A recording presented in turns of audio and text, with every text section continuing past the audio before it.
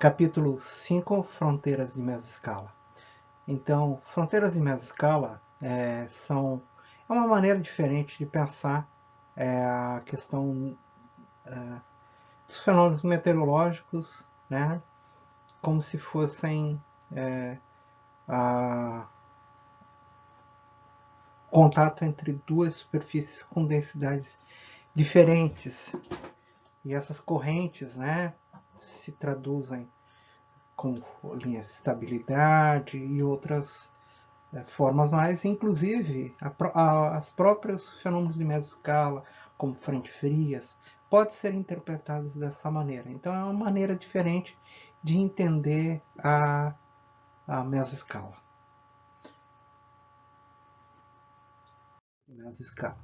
Então o que a gente vai ver? A gente vai ter aqui um capítulo sobre frentes, tá? Frentes de mesoscala, a questão da linha seca, né? A questão de correntes de densidade, fronteiras no fluxo de transbordamento, fluxo de detritos, né? Interação com a superfície terrestre, brisas do mar, brisas de lago, frentes costeiras, né?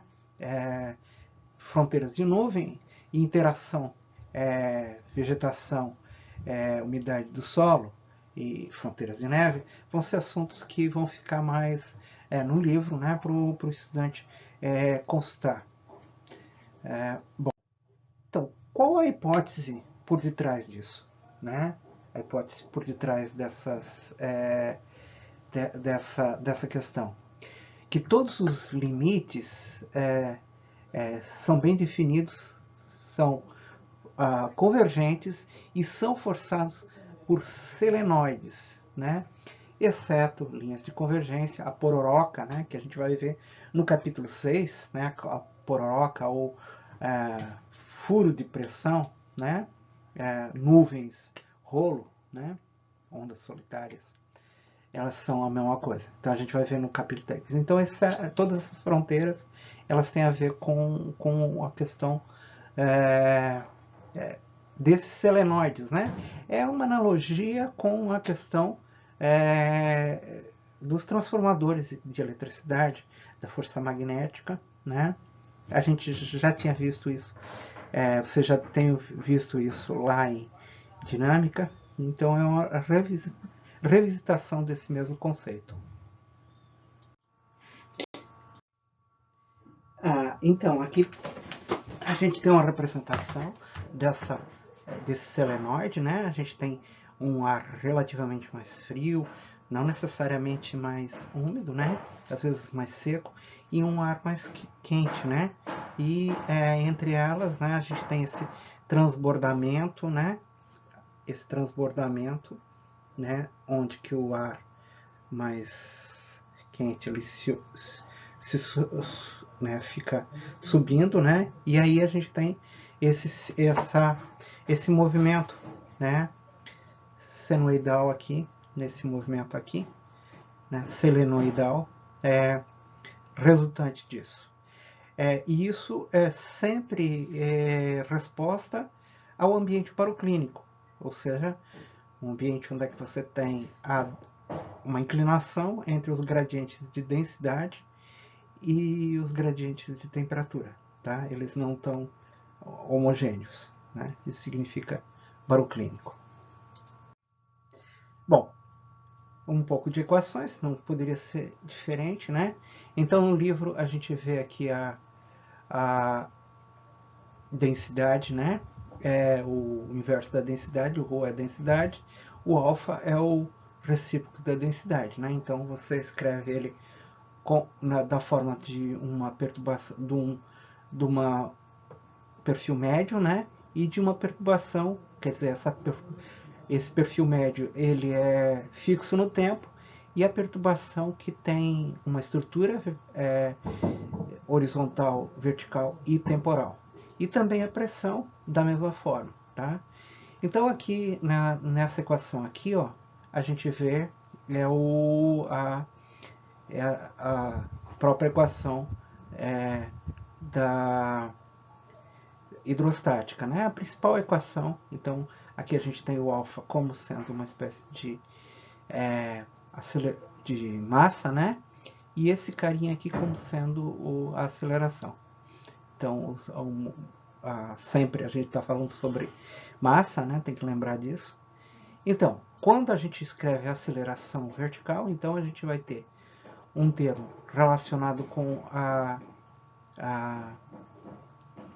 perturbação, na verdade aqui, ó, a média da densidade do recíproco, né, da densidade, né, vezes a perturbação da pressão com altura, mas esse termo aqui que é um termo de flutuabilidade, né, um termo relacionado à flutuabilidade, né, que a gente escreve aqui dessa outra maneira, né, que está lá na equação 3.76, que a gente já viu, tá?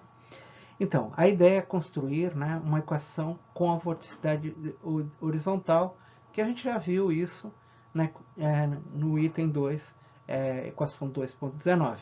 Então, o que a gente tem aqui? A gente tem uma variação horizontal da advecção de vorticidade, né, da advecção local, da advecção local, mais a variação local, mais a advecção dessa quantidade aqui, né? Que está sendo balanceada pelo gradiente de pressão, né? Menos a variação x, né? Dessa grandeza aqui, que como a gente já falou, né? Está relacionado com a flutuabilidade e também com o gradiente da perturbação, gradiente vertical da perturbação de pressão vezes a densidade média, né? Ou a recíproca da densidade, né? O alfa, né? E então, se a gente adicionar essas duas equações, a gente tem, na verdade, aqui a nossa vorticidade absoluta, a vorticidade relativa, na verdade. Então, a vorticidade relativa, ela tem esse primeiro termo aqui, que é o nosso termo selenoidal, né? A gente tem esse termo aqui, que é o termo de stretching, né? Ou alongamento. E esse outro termo aqui é o termo de tilting, de inclinação. Então, vamos dizer assim, a vorticidade relativa, né? A variação da vorticidade, na verdade, a derivada material, a variação total da vorticidade relativa, se deve ao termo selenoidal, o termo de alongamento ou esticamento e o termo de inclinação ou tilting.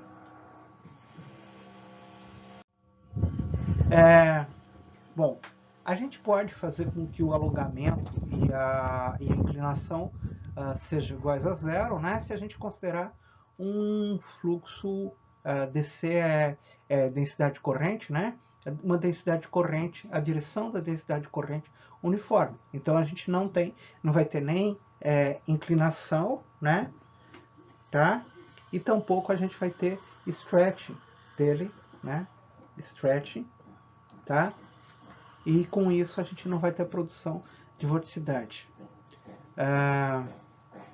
Então, a gente faz uma adimensionalização, a gente faz uma análise dimensional desses termos, né? Então a gente vê que esse termo aqui, que está associado ao gradiente zonal da variação do alfa, né? Que é a variação da flutuabilidade, né? Com Z da ordem aqui, então a gente G sobre a temperatura virtual, né? Vezes a variação da perturbação da temperatura virtual com a leste-oeste, né? Então, isso vai dar 10, tá? Vezes 10 a 2, que é o termo aqui, esse termo aqui, vezes 10 a 3. Ou seja, nós vamos ter aqui um termo tipo 10, né? Isso aqui corta, fica 10 a 1, né? Então vai ficar 10 a 4. 10 a menos 4, o que é bastante grande, né? Se a gente for pensar em termos de vorticidade relativa. 10 a menos 4 tá escrito aqui embaixo. O que? Segundo no menos 1, que é uma frequência, né? Uma rotação, né? No caso, uma frequência, uma rotação da vorticidade. Já aquele outro termo, né? Se a gente analisar a variação do alfa com relação à altura e a variação da pressão norte-sul, né? Vão dar esses termos aqui, né? Que vão dar da faixa de 10 a menos 2. Então, multiplicando eles, obviamente eu vou multiplicar o menos 4, né? Então aqui vai dar na faixa de 10 a menos 8, que é razoavelmente o que seria esperar da vorticidade, né? Da vorticidade relativa.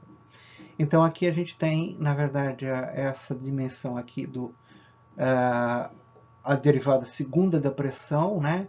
Em relação a Z, em relação a X, vezes o alfa médio, é igual a perturbação da pressão, a dimensão, né? A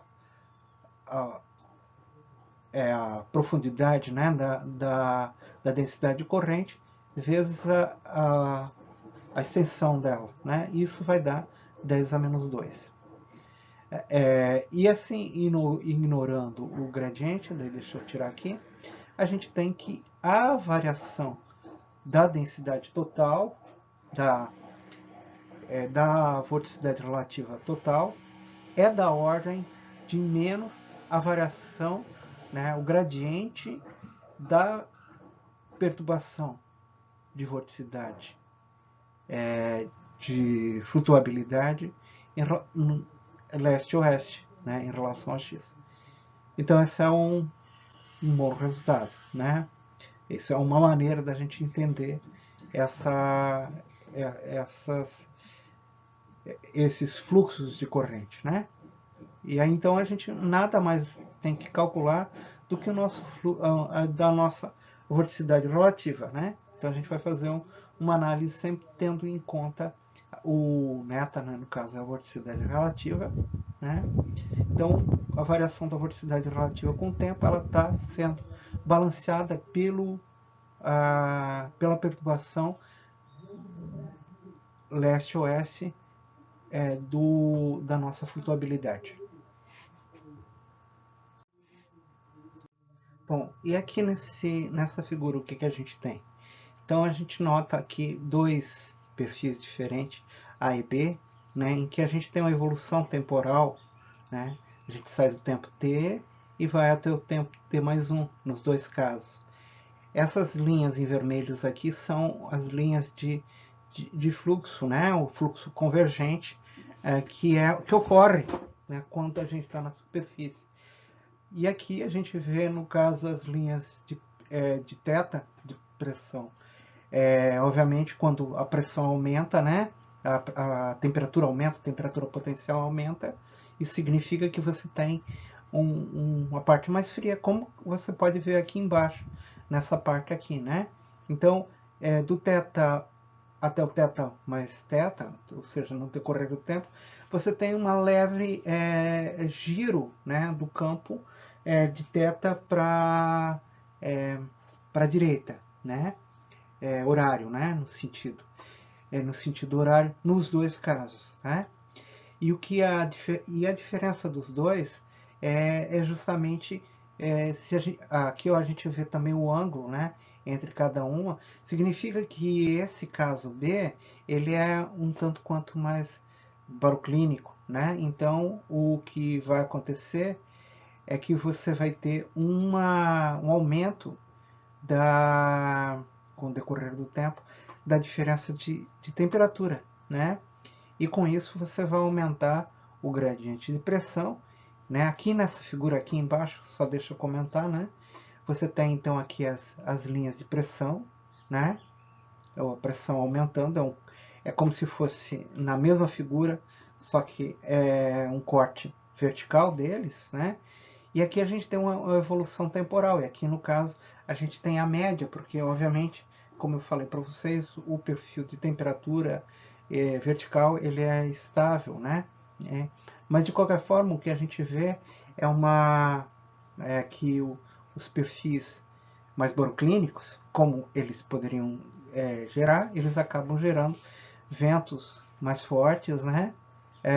E eles têm que ser balanceados por um gradiente de pressão maior, né? Então, a força de gradiente de pressão e o Coriolis acabam sendo acionados mais do que aqui nesse caso, onde a, a,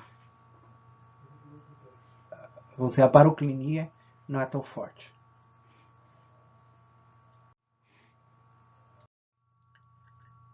Aqui a gente vê uma discussão que eu não vou entrar muito a fundo, porque ela é bem complicada, mas a gente vê duas aqui, um desenho, né, na verdade, dois autores, Shapiro e o outro autor, eles fazem um desenho de uma frente fria. Aqui, no caso, está o Oceano Pacífico, né? Esse é visto de norte para o sul. E a frente é vista aqui em termos de pressão. Então, aqui a gente tem a frente fria, né, vindo de lá para cá, né, avançando sobre o ramo frio da frente fria. E aqui o ramo quente da frente fria, ele está em altos níveis. Na superfície você só tem esse ramo aqui que tem uma oclusão, né? Já ocorreu a oclusão, então por isso que as duas, aqui a frente está lá em cima. Isso foi feito a partir de radiosondagens, né? Mostrando essa fronteira. Então aqui a gente olha o detalhe de mesescala, né? No caso aqui de 4 quilômetros, né? Da fronteira do outro. Cada um desses contornos aqui são contornos de umidade específica, né? Umidade específica. No caso, na verdade, desculpa, é a fronteira da frente, né? Aqui no caso o ramo quente e aqui o ramo frio da frente fria. Só um detalhe do que acontece.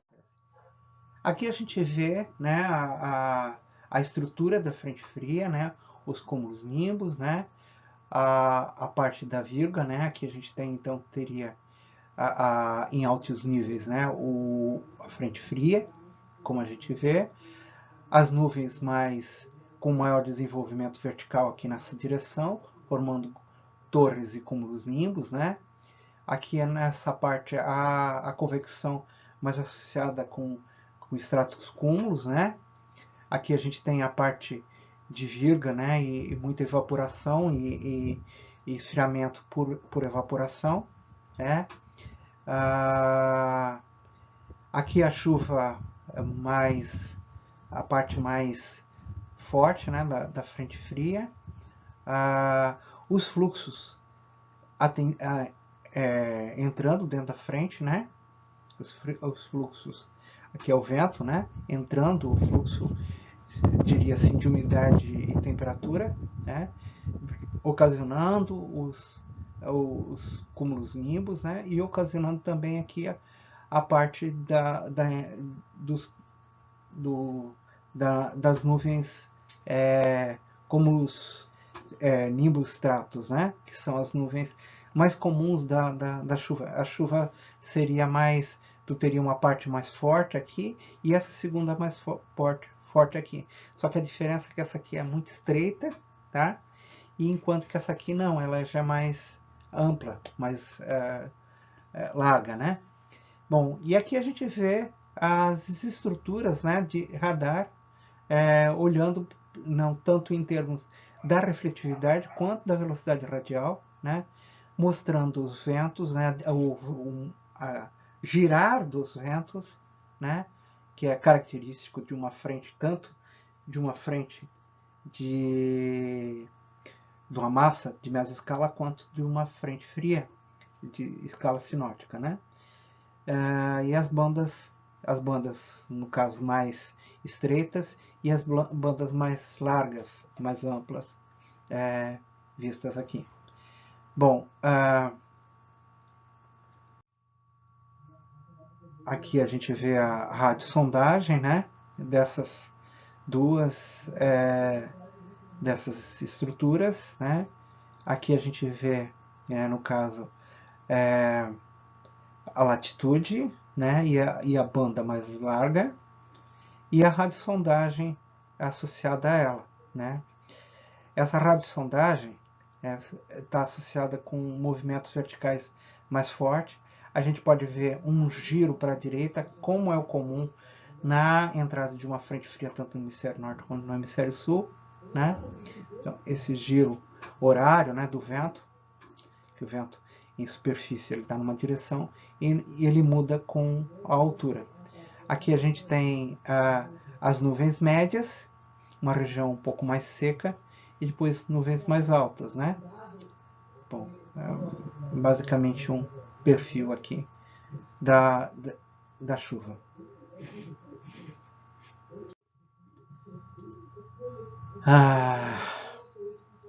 Aqui tem esse outro assunto, né, que são ecos em padrão, com padrão de linha, né, em NCFRs,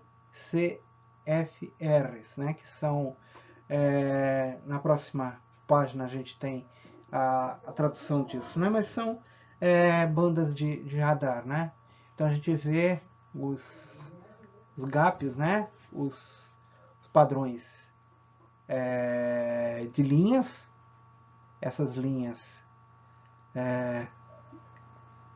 entre elas a gente tem alguns gaps. Nesse lado aqui a gente vê a refletividade para esse mesmo caso.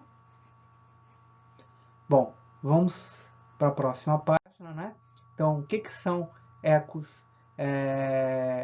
Uma onda de eco, um LED-up, né? Em NCFR, que seria as bandas de chuva frontais amplas, né? Narrow, né? Estreitas, da frente fria, né? Então esse seria um padrão de eco de linha, né? É uma formação de radar meteorológico em que uma única trovoada apresenta múltiplos ecos na proa e forma-se no hemisfério norte, ao sul, ou Equador, nas áreas de uma área de baixa pressão de mesoscala, com uma cabeça rotativa. Né? Um LED-up frequentemente está associado, né, essas ondas com padrão de linha, estão associadas com um direction em série, como aquele que a gente teve no ano passado, né, que gerou aquela transtorno, né, foi o maior evento severo em termos de abrangência no estado de Santa Catarina, né, em termos de destruição. Então é um direito em série, né? Como um direito em série, né? Ele tem vários ecos, né? Ou ecos em arco, né? Formam arcos. Então o direito ele tem uma forma de arco, né? E dentro desse direito a gente tem outros arcos, né? Cada um desses arcos está associado com supercélulas, né? Então, a existência de um LELP no radar significa que um direito em série está se desenvolvendo ou é provável que se desenvolva em breve. Tal que no gancho, né, no gancho de eco, associado a eles, né, cada um dessas forma um gancho. O gancho a gente vai ver lá no último capítulo, né, esses ganchos. Então, o todo, eu vou desenhar aqui no papel, vai ficar melhor. Isso seria um direito, tá? Mas, dentro desse direito, vamos colocar como outra cor aqui, a gente teria pequenas nuvens formando o que a gente chama de bow-ecos. Cada um deles, né? Cada um deles aqui estaria associado a um bow-eco. Aqui a gente teria o gancho, aqui teria um outro gancho, aqui um outro gancho. Cada um desses ganchos, né, pode estar associado à formação de um tornado, né? indicam a presença de um tornado, né? Isso dentro dentro desse sistema de padrão de onda de eco em linha, né?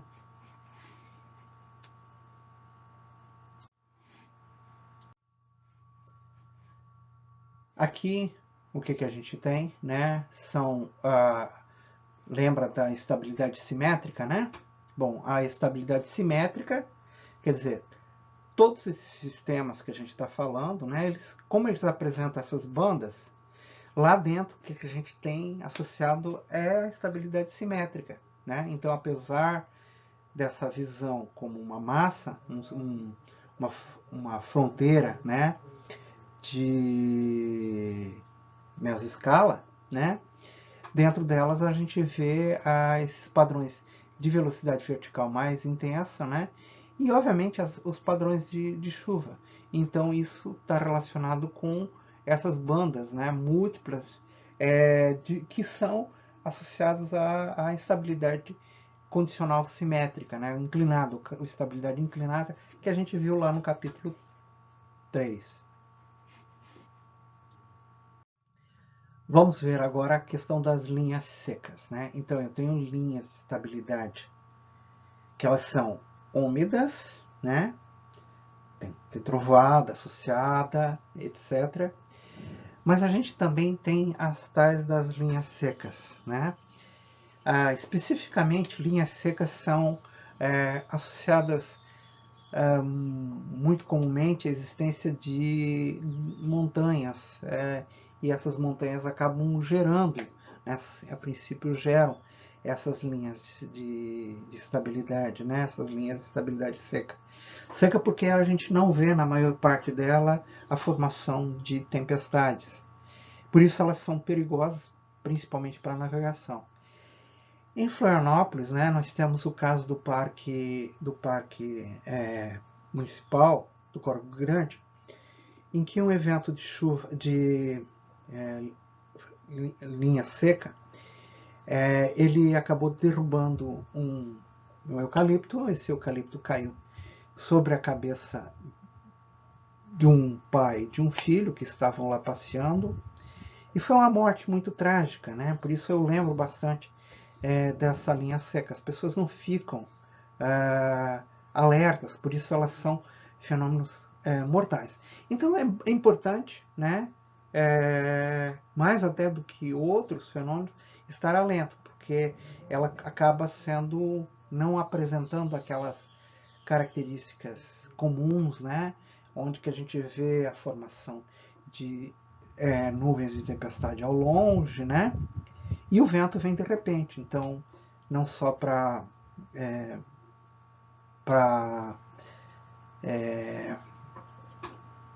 navegação, né? De uma maneira geral, linhas secas são um problemão, né? E qual é a característica delas, né? A linha seca a gente acaba registrando ela em uma carta meteorológica dessa maneira aqui, ó, né? Então aqui a gente, por exemplo, tem uma frente fria, né? Uma frente fria. E aqui a gente tem um outflow, uma fronteira de... E aqui a gente tem, então, provavelmente, nessa parte aqui a gente deve ter tempestades se desenvolvendo. E aqui a gente tem a linha seca. A linha seca, né? Aqui a gente tem uma frente estacionária, né? Sobre já mais ali a Nova Inglaterra, né? Na verdade, o Arkansas, né? Que é o centro dos Estados Unidos. E essa linha seca aqui, ela está passando aqui pelo Colorado, né? Acabou de passar pelo Colorado, está indo na direção. Enfim, vamos dar uma olhada como que se forma essa linha seca. Também é uma fronteira de mesoscala. Aqui a gente vê uma apresentação de altura geopotencial em 500 hectopascal, né? em que a gente discute a presença de linhas secas, né? No caso, linhas secas fortes e linhas secas mais fracas. Então, qual a diferença dentro desses dois padrões? Então, a gente pode ver que nesse padrão aqui, eles são muito próximos aqui nessa região, mas há uma diferença substancial aqui, no caso que as linhas, a espessura das camadas, né, a gente pode dizer assim, é maior aqui nesse local do que aqui. E esse padrão, né, acaba gerando linhas, maior aquecimento, né? E esse maior aquecimento, quer dizer, se você tem lá mais calor lá, você vai gerar o quê? Aquela parcela do ar ela vai ficar mais seca, né? Mais do que no outro local. Nos dois locais a gente vai ter a linha seca. Mas essa aqui, então, ela vai estar associada porque tu tens esse gradiente de pressão. Esse gradiente de pressão, né? A gente pode associar linhas de geopotencial em 500 também como se fossem linhas de pressão, porque a gente está olhando para 500 hectopascais, como é difícil de fazer uma linha, um mapa de pressão nessa altura, então a gente está olhando as linhas de altura. Em que altura a gente encontra a linha de pressão de 500 hectopascal, mas o padrão é o mesmo. Então nesse local aqui você teria ventos mais fortes e aqui ventos mais fracos, né, por conta de que a gente tem os gradientes de espessura maiores aqui nesse lado. Bom, isso é até um tanto quanto paradoxal. Aqui embaixo a gente tem, né, a pressão, no caso, tanto para o A quanto para o B. Então são os dois mesmos casos, né? Aqui vale a pena mencionar, apesar de não aparecer, que aqui, né, nessa região aqui estão as grandes planícies, né? Aliás, começam as grandes planícies e aqui a gente tem, então, as rochosas, né? Então, obviamente, como eu falei para vocês, linhas de estabilidade estão associadas a essas saídas do fluxo numa montanha, né? Então, é o caso, né? E o que a gente nota aqui é que, inclusive, a pressão gerada, no caso mais forte, é maior, né, a baixa pressão. Na verdade, o autor ele não analisa as diferenças aí, né? Eu até procurei para ver qual que seria a dificuldade. Ele simplesmente apresenta o padrão. Por experiência, né, linhas de estabilidade elas ocorrem normalmente quando a gente tem essa orientação, aqui no Brasil também, quando a gente tem as linhas de pressão muitas vezes, e geopotencial, se a gente for considerar, né, orientadas muito norte-sul, né, como ocorre aqui, nesse caso aqui. Eu não sei por que elas ocorrem, mas linhas de estabilidade, na verdade, elas têm a ver com o baixo ajuste geostrófico, né? Então, uma parcela maior da massa, ela está sendo levada para longe por ondas de gravidade, porque o ajuste geostrófico ele está sendo menor, né? Por conta de que o gradiente de pressão, né, não é suficiente. Né? Você sempre tem um ajuste dos dois, mas quando o gradiente de pressão é pequeno, então somente uma parte maior de massa, de energia, ela vai na forma de onda de gravidade que organizam as linhas de estabilidade. Depois a gente pode entrar mais nesse assunto mais adiante. Aqui a gente vê o oeste está para cá, então a gente tem aqui em altura, né, quilômetros, né, o ponto A e o ponto B que estavam mostrados lá naquele outro gráfico, né, o ponto C, e a gente vê essa linha de ar mais seco e essa linha de ar mais úmido, né? E essa linha de ar mais seco está se movimentando nessa direção. E aqui a gente vê, né, a pressão, né, no caso, essas seções pontilhadas aqui são o vapor d'água, né, e a razão de mistura, leste-oeste. Então dá para ver que quando a gente está aqui no ponto A aqui, a gente só tem ar seco, né? Então por isso essas duas linhas estão bem longe, né? Aqui já no ponto B, que é um ponto intermediário, a gente tem o ar mais na verdade o ar mais úmido deveria estar aqui embaixo, não sei porque que é. Ah, tá, não é a linha de, o que a gente tem aqui é a linha de umidade específica, né? Então como a gente tem a razão de mistura, então aqui a gente vê essa quebra, significando que você tem um aumento da umidade, né? O mesmo acontece aqui nesse ponto C, né? Só que obviamente aqui você tem grande parte a montanha que está aqui, né?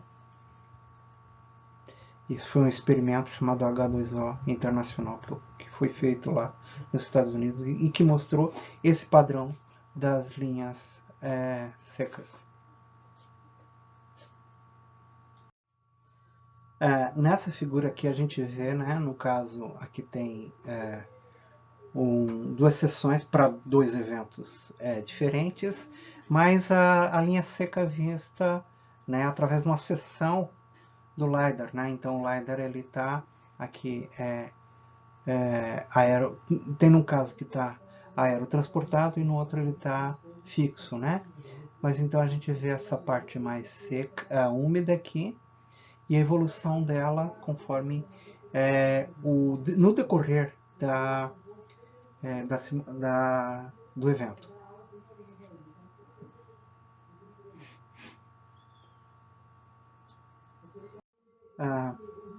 Bom, eu procurei um caso, né, que não está no livro, de uma linha seca, um artigo que narra, né, essa linha seca que se formou aqui na América do Sul.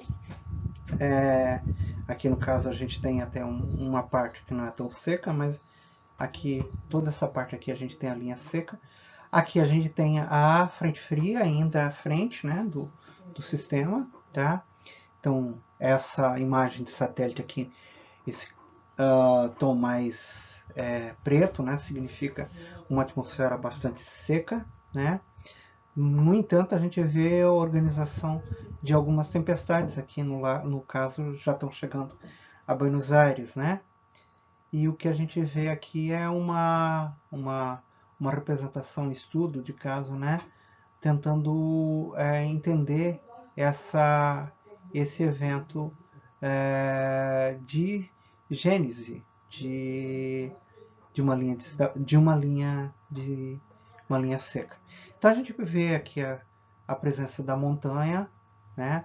A presença a gente vê a presença da linha da frente fria, aqui a parte da linha seca, aqui essa parte aqui tem tempestades, aqui essa outra tempestade que eu falei, aqui está a frente fria, e aqui a montanha, né? No caso a Cordilheira dos Andes. E aqui o padrão, no caso, a gente tem aqui a umidade específica, né? E aqui a temperatura, né? Temperatura associada a esse evento. Bom, os autores desse estudo de caso, né? Eles desenvolveram um modelo conceitual, né? Então, esse modelo conceitual, o que a gente tem, né? Vou colocar aqui a frente fria, a linha seca, né? A região aqui aqui a gente vê o fluxo anticiclônico, né? Trazendo ar quente e úmido do norte, tá? Aqui o fluxo descendo a montanha, né? Aqui a parte da evapotranspiração, né, o ADA, né, uma área de ar seco no alto, tá? Essa aqui é o ar seco no alto, que vem justamente. E o TR, né, é a parte da crista térmica, né? É a parte da crista térmica. Então, o que diz esse modelo conceitual, né? Que é um modelo conceitual para frente quente no norte da Argentina. Mas isso seria facilmente adaptável para o sul do Brasil, no caso, falando sobre a Serra Geral. Aquele caso especificamente daquela tragédia que ocorreu em Florianópolis, acho que foi em 2007, se não me engano, 2007. Então, o que a gente tem aqui? O modelo conceitual de linha seca no centro da Argentina. A linha seca e a frente fria são representadas pelos símbolos usuais. As correntes verdes indicam o ar úmido movendo-se do norte numa circulação anticiclônica, aumentando seu conteúdo de umidade devido ao efeito da evapotranspiração, né? Setas verdes apontando para cima. Linhas aerodinâmicas amarelas e vermelhas indicam o ar se movendo do topo da camada limite do Oceano Atlântico, que experimenta subsidência a sotavento sobre o sul dos Andes e cria uma área de ar seco no alto, o ADA, né? Esse ar seco se propaga no centro, em direção ao centro da Argentina, e os fortes fluxos de calor sensível na superfície, que são indicados por setas apontadas para cima, promove o desenvolvimento de uma camada limite bem misturada, onde o ar seco é arrastado. A crista térmica também se desenvolve ao sul da linha de secagem, em resposta ao forte aquecimento da superfície, o que contribui para separá-la do ar frio associado à frente fria, né, indicado por linhas azuis. Aqui a gente vê, no caso, um estudo, né, sobre um sistema ocorrendo sobre o Colorado, né, e os ecos de radar, né, é bom lembrar isso, eles acabam pegando mais insetos, pássaros, né, que são representados aqui por essas linhas aqui, né.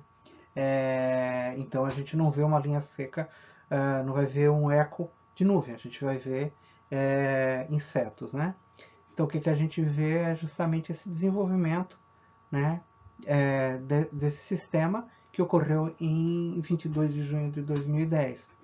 E era basicamente isso só, né? Então vale a mesma coisa. Então o ar que a gente já tinha visto, né? A gente tem um ar seco que está lá em cima, e esse ar seco ele se deve justamente pela subsidência, né? Nessa região do terreno mais alto, né? E aí gera uma frente onde você tem um ar úmido na superfície, razoavelmente misturado, com a camada limite mais misturada, né? E a diferença e um padrão bem grande de densidade de ar, né?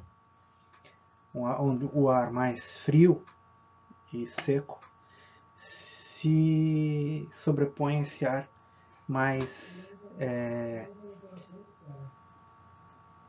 mais quente e leve, né? Então você tem esse movimento típico de uma frente fria, só que não ocorre o levantamento das parcelas, eles vão se dar num local onde é que tem baixa umidade. E com isso a gente não vai ter a formação não vai ter a formação de chuva e de nuvens. Esse caso é bem interessante. No caso, esse evento ele foi estudado, né, a partir de uma simulação de WRF com 1 km de distância, em que a gente vê aqui a parte mais seca e a parte mais úmida, né? E as linhas de corrente, né? E a formação, né? Aqui o terreno, né? Um corte nessa direção aqui é representado aqui nessa parte de baixo. E aqui a gente vê o ar mais úmido e aqui as montanhas, e o fluxo vem daqui para cá, né? E uma coisa interessante é a tesoura de vento, né? Que são muito comuns, né? Nesses locais.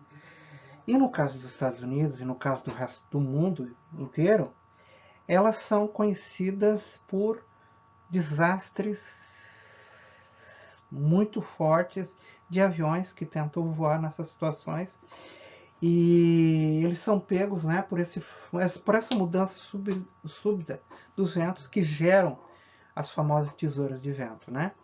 E essas tesouras de vento, elas acabam fazendo com que o avião perca a sustentação.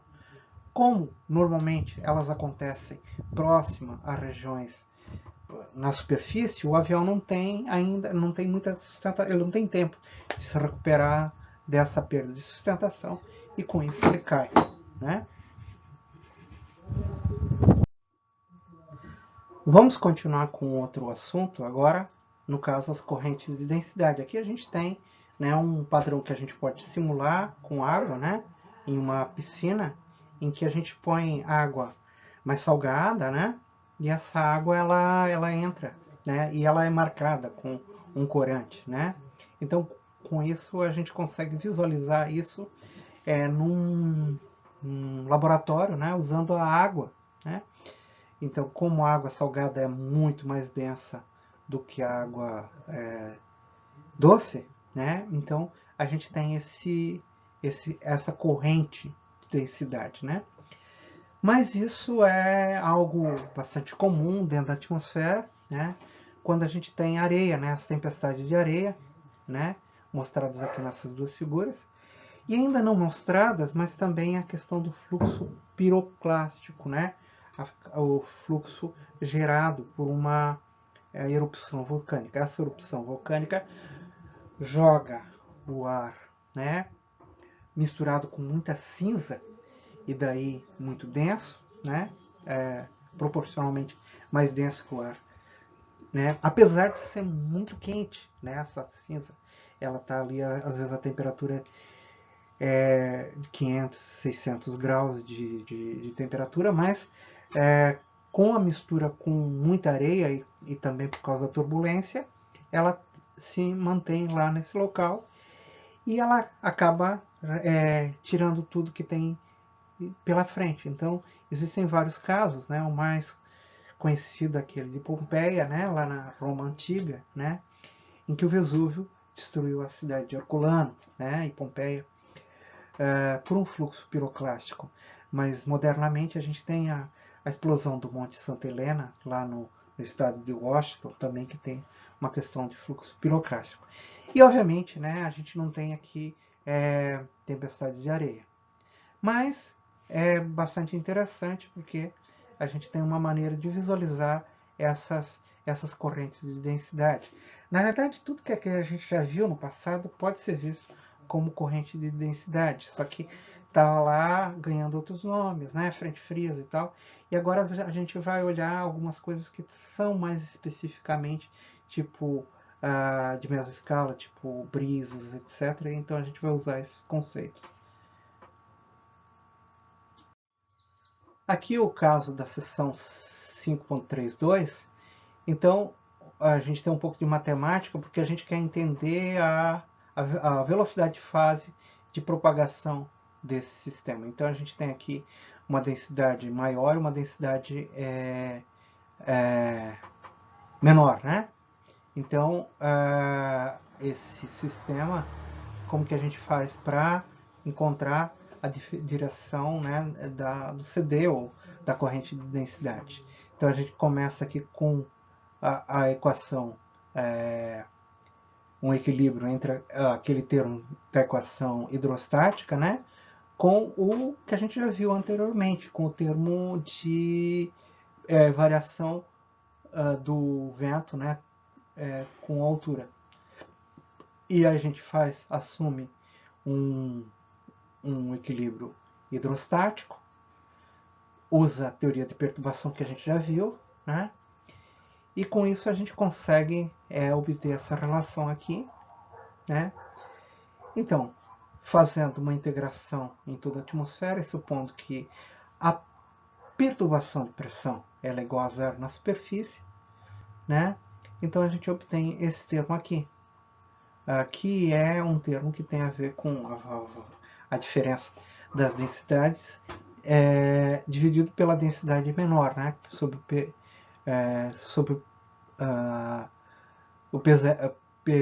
né? Então, se esse cara aqui for muito pequeno, então o que vai acontecer?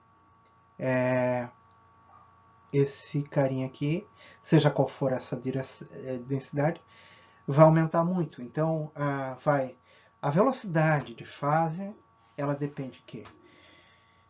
Da diferença de densidade, e também depende dessa densidade dessa parcela aqui, dessa camada, vamos dizer assim, P1. Né? Quanto menor, maior vai ser essa velocidade. Quanto maior, menor vai ser essa velocidade. O H, aqui como a gente está vendo, ele tem a ver com a espessura da camada. Tá? Então, também tem a ver. Esse termo GH, 2GH, é justamente o termo de onda de gravidade. Então você tem, na verdade, o termo de onda de gravidade pesado ali pela diferença de pressão, né?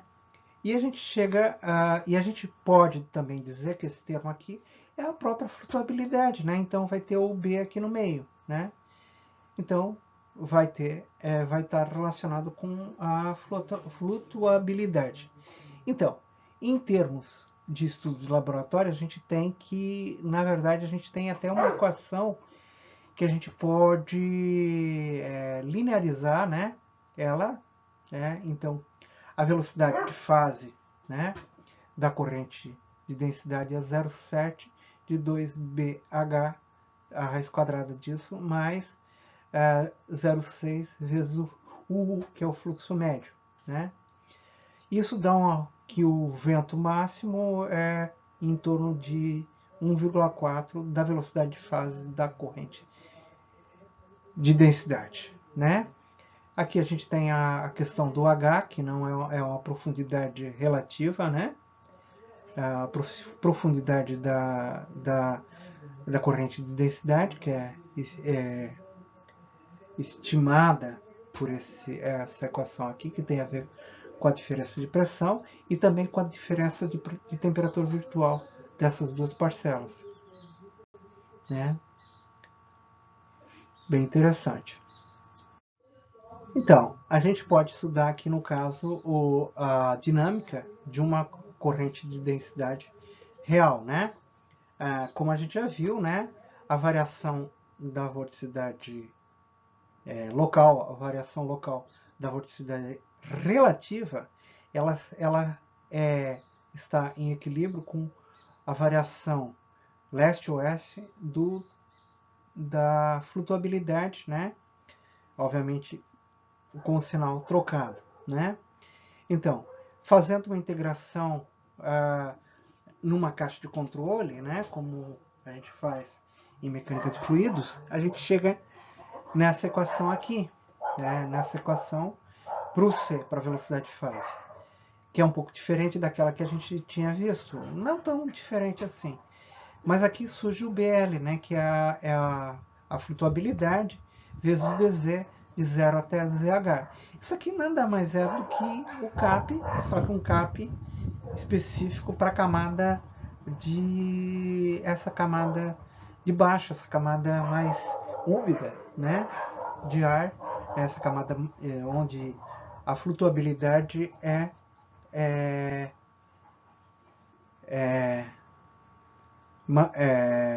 menor do que zero. A flutuabilidade é menor do que zero, então significa que tu tens um levantamento, né, dentro dela. E aqui embaixo a gente vê a simulação. A gente vai ver agora nos seguintes simulações, várias simulações desse evento, né, de como que ocorre esse evento, variando vários parâmetros, né? Então aqui a gente tem o H, né, a fronteira, e aqui a gente tem essa condição, né, que na fronteira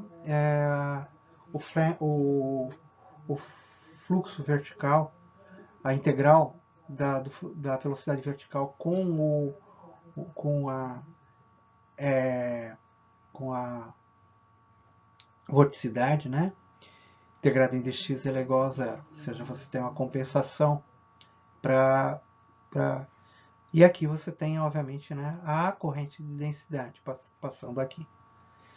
Bom, aqui a gente tem uma simulação, né, de tesoura de vento e de equilíbrio de vorticidade, né, para 3 situações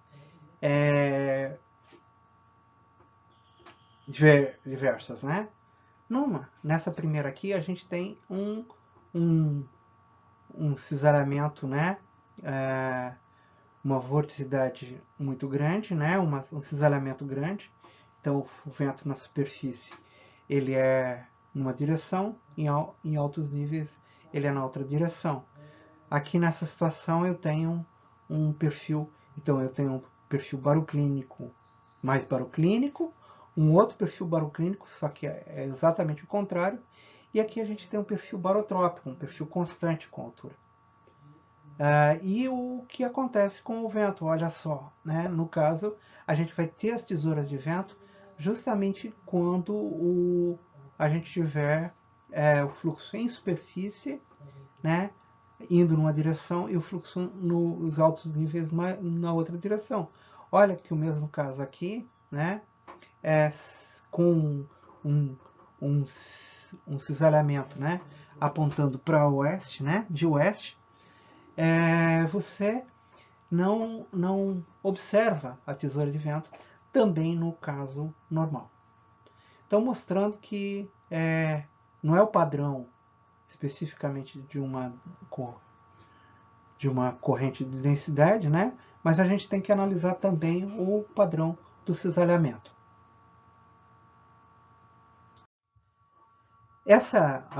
Aqui menciona, né, essa teoria de RKW, né, do Rotundo, Kemp e Williamson, que a gente vai estudar extensivamente na seção 9, né, falando sobre os tornados, sobre as linhas de estabilidade, né.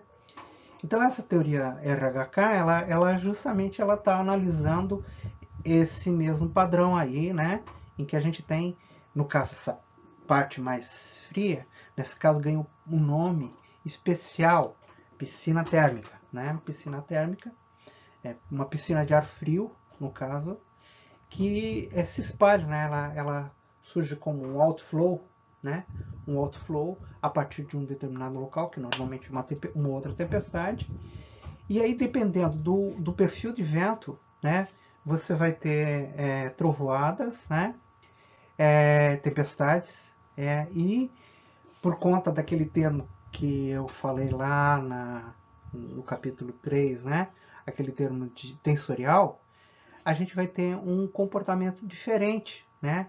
Então vocês olham aqui nesse caso aqui, a gente vai ter formação aqui de uma vorticidade negativa, aqui uma vorticidade positiva, né?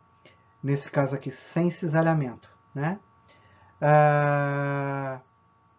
Nesse caso aqui que a gente tem um fluxo de...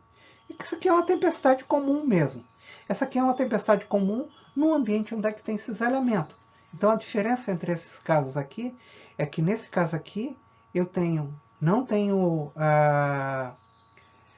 uma condição baroclínica, né? Não tenho cisalhamento. Nesse caso aqui eu não tenho a piscina térmica, nesse caso aqui eu tenho a piscina térmica. Só que aqui o que acontece é que eu vou ter esse termo aqui a mais, né?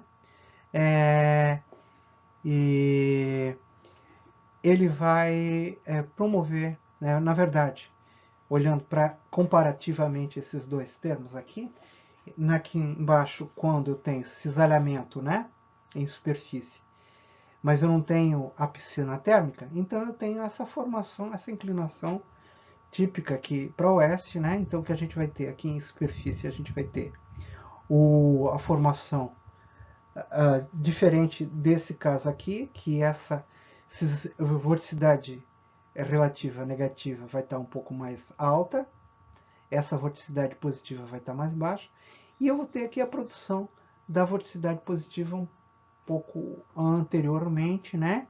Por conta, basicamente, que eu tenho cisalhamento do vento maior. Agora, quando a gente compara essa figura com essa figura aqui, onde a gente inclui a piscina térmica, né?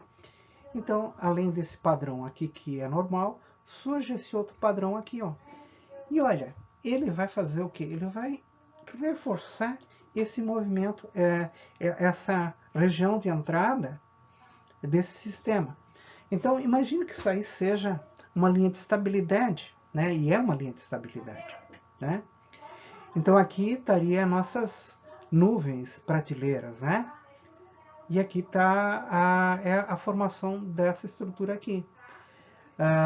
Isso vai ser interessante porque esse sisteminha aqui vai gerar uma alta pressão aqui nessa região e uma baixa pressão aqui no outro local. Mas, de qualquer forma, só adiantando o assunto que a gente vai ver mais adiante.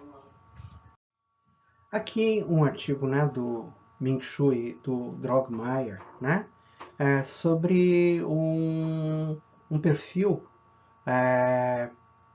Aqui eles controlam a espessura da camada, o cisalhamento, o influxo, né?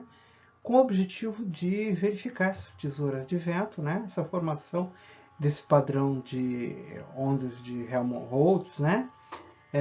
E eles fazem vários experimentos. Primeiro com cisalhamento vertical de entrada abaixo, tá? Um corte de 0,2, profundidade de corrente, densidade de corrente prevista de 0,59 e profundidade de 0,54, tá? Então, esses perfis vão mudar a partir em outras simulações. Aqui, por exemplo, a gente tem um perfil, um cisalhamento de entrada negativo, né? Moderado já no nível alto, um alfa de core menos 0,1, uma profundidade de 0,2 e uma profundidade de corrente de 0,41, mantém, né? E a profundidade da corrente é 0,33, diminui um pouco, né? O padrão, comparando o anterior com esse, né? Dá para perceber a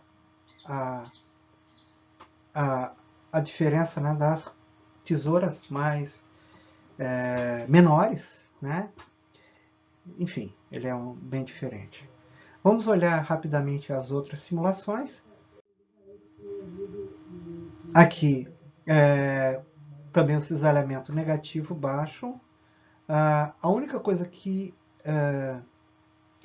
na verdade, a profundidade da camada, a profundidade de corte é um pouco menor, né?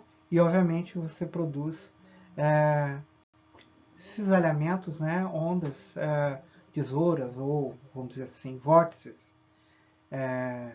maiores do que aquele anterior.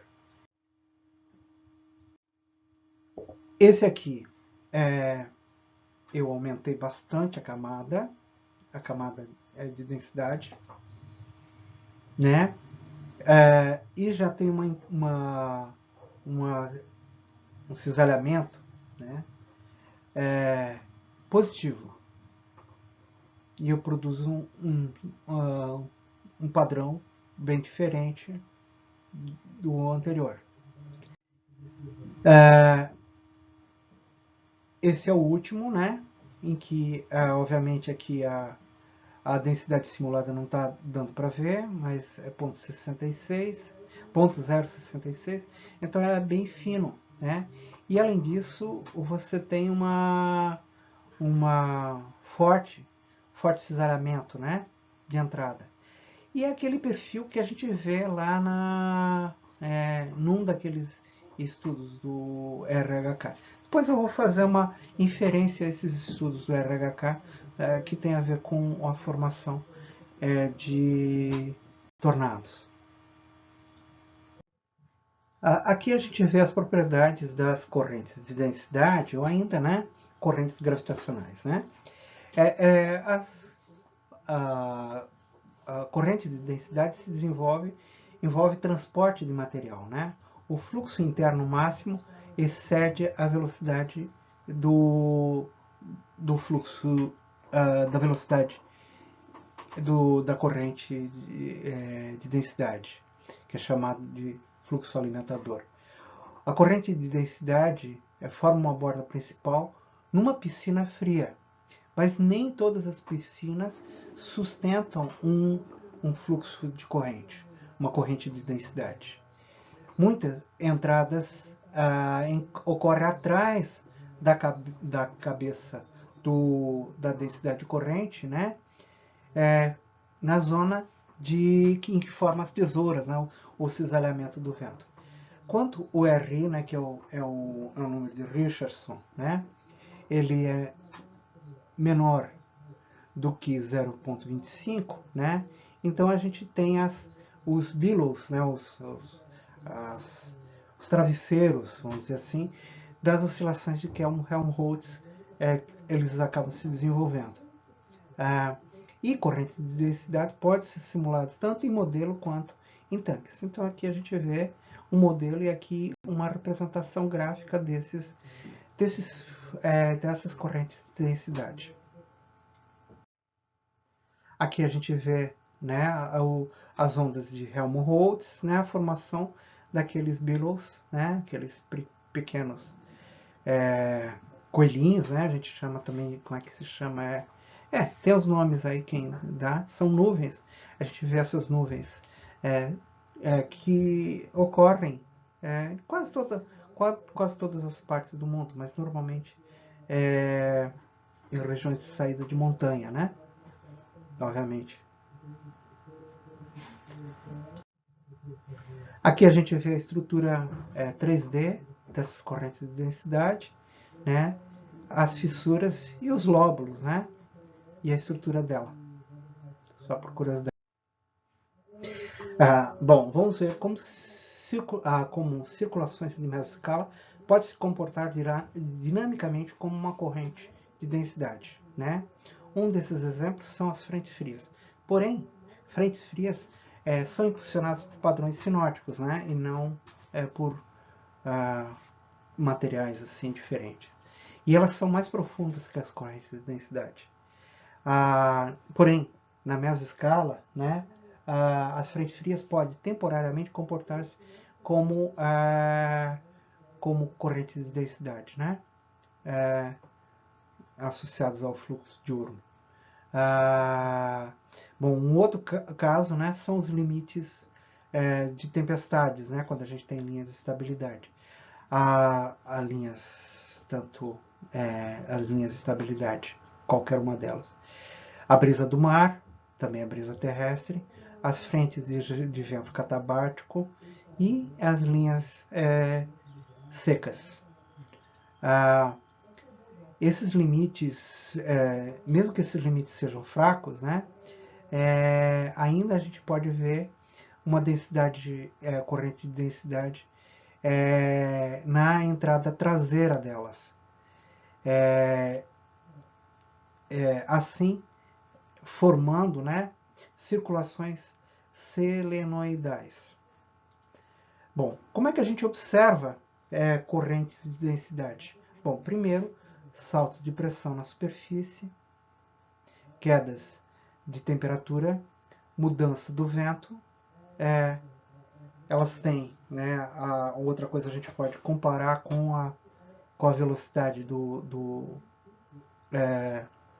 com essa velocidade aqui, né, que é a raiz quadrada de 2 vezes o b, a flutuavidade vezes o h.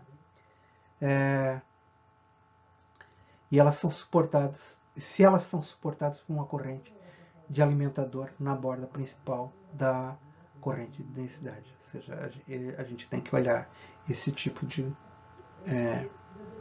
questão, né, para ver se ela existe nas observações.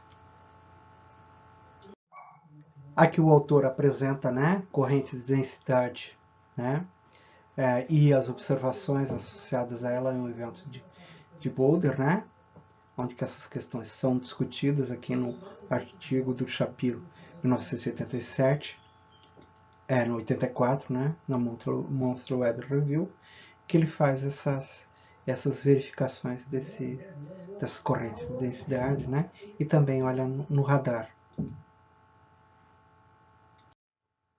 Aqui a gente tem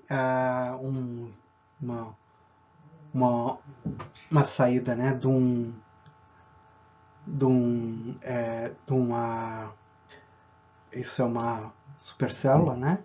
Então tem aqui, a gente tem uma mesoalta, né? Que tem temperaturas potenciais bem diferentes, né? Temperaturas potenciais bem diferentes. Aqui a gente vê nitidamente, e no meio delas, né, a gente vê as imagens do radar, e aqui a nuvem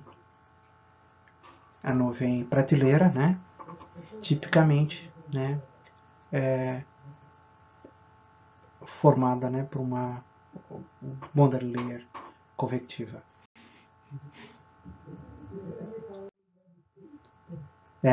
Aqui a gente tem, né, o fluxo, né, aquele fluxo de entrada convectivo com evaporação, né, a formação da alta e da baixa pressão, né. Aqui a circulação selenoidal, né, de uma frente, né, de rajada, né. Aqui a gente tem a pressão mais alta, né, um limite aqui que é bastante hidrostático, né, uma parte aqui que é hidrostático, aqui a pressão aumentando, né, e aqui os ventos em superfície, aqui o padrão do ar, né, o ar mais frio aqui de atrás, o ar mais quente aqui nesse local. E aqui os ventos de superfície, né, que eles são, a mudança de vento de superfície ocorre inclusive 2 vezes.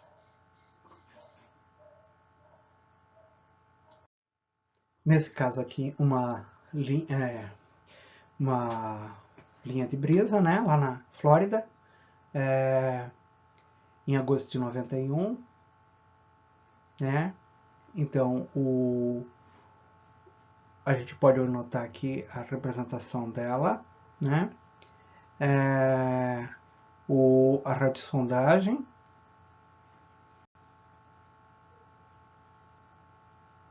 é só. Aqui, esses rolos convectivos horizontais, né, associados a esse mesmo evento. Então, além de você ter essa linha de brisa aqui, que está representada aqui tu tens o oceano, né, a gente vai ter aqui, olha só como essa figura é bem interessante. Então, a gente tem aqui, associado à região mais aquecida, né, a formação de tempestades, justamente nessa linha de levantamento, né? E então a gente tem essas tempestades que a gente vê aqui, que estão representadas aqui. Aqui a gente vê a corrente de densidade, né? O limite da corrente de densidade. E a gente tem esses rolos,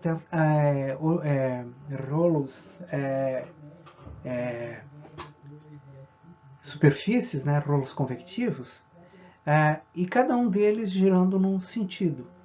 E vocês podem notar que nuvens, elas são organizadas um carreiro, um sim, um não.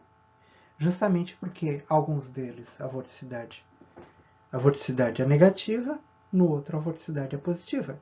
Então vai depender, né? Se a gente tiver aqui, olha só, esse aqui, esse aqui, esse aqui, esse aqui, intermeados, né, por nuvens sem uma região com nuvens, uma região sem nuvens, né? Típico das cloud streets que a gente vai ver mais adiante, cloud streets, né? Mas no caso aqui são rolos convectivos horizontais. Na verdade, esses rolos convectivos horizontais muitas vezes são nada mais, nada menos do que as nuvens Morning Glory, né? As nuvens rolo, mas não aquelas de tempestade, né?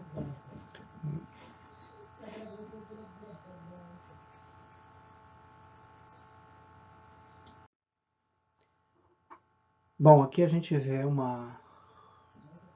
a formação desses rolos, né? Aqui na Flórida.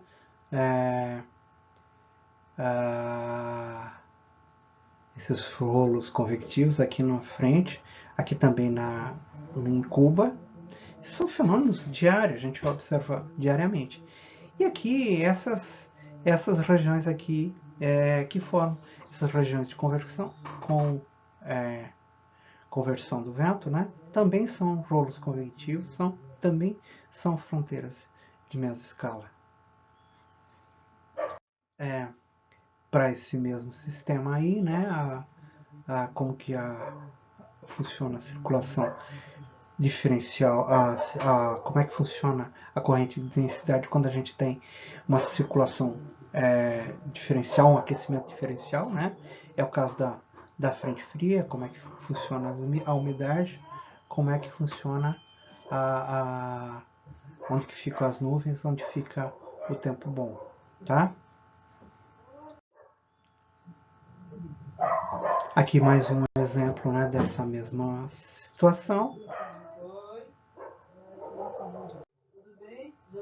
Continuação dessa mesma situação. Aqui também uma continuação dessa mesma discussão. Aqui finalmente a tal da esses sistemas eles acabam desenvolvendo sistemas de baixa pressão. Essas baixas pressão são chamadas de baixa zíper, né? Porque elas se formam como se fosse um zíper, né? Cada uma dessas coisinhas aqui como se fossem uns fechinhos do zíper, né?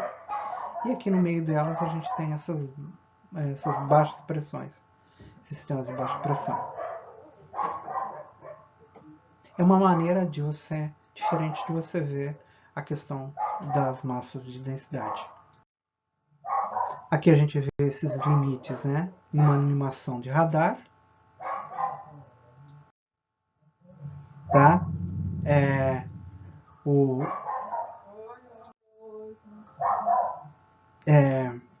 Essa mesma história.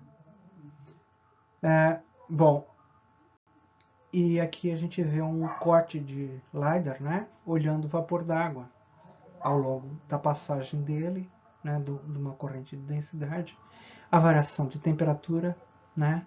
Em cada um dos casos. Bom, aqui a gente vê o padrão de ondas de Kelvin-Helmholtz, né?